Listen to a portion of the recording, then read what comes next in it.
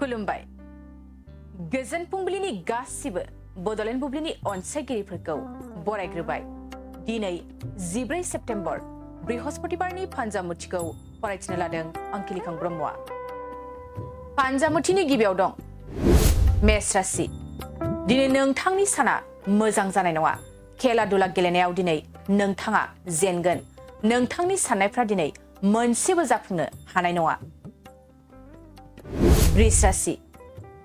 नोंथाङा दिनै गाज्रि खामानियाव आगान सुरगोन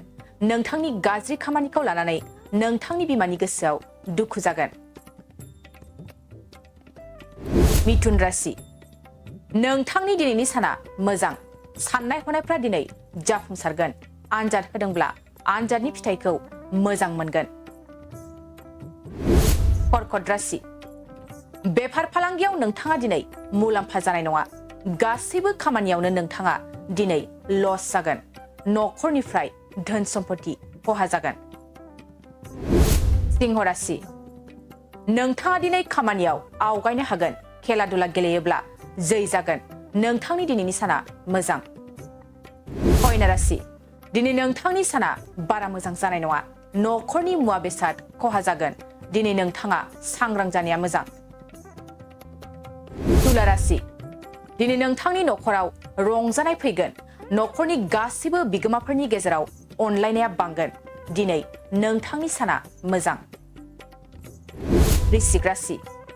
नोंथाङा दिनै खामानियाव जौगानो हागोन साननाय हनायफ्रा जाफुंसारगोन नोंथांनि न'खराव दिनै सोरबा साख्रि मोनगोन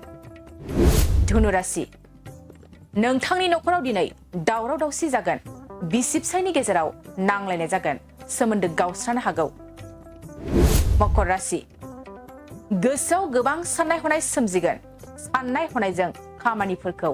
मावनो गोसो जानाय नङा गोसोआव गिनाय सोमजिगोन कुम्भ राशि दिनै नोंथांनि साना मोजां गोसोनि साननाय हनायफोरखौ मोनफुंनो हागोन गोसोआव रंजानाय फैगोन मीन राशि बेफार फालांगियाव नोंथाङा दिनै मुलाम्फा जागोन धोन सम्पति आरजिनो हागोन दिनै नोंथांनि साना मोजां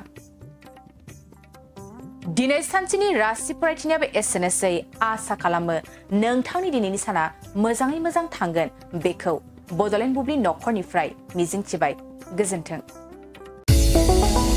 चिराङाव सावस्रि सिबिथायनि थाखाय मोनसे मोजां फाहामथायनि राहाखौ लानानै फैदों एसटि क्लिनिकआ आथिखालाव सुबुंनि देहायाव नुजाथिबाय थानाय डायबिटिस बेरामनि थाखाय मोजां फाहामथाय होयो एसटि क्लिनिकआ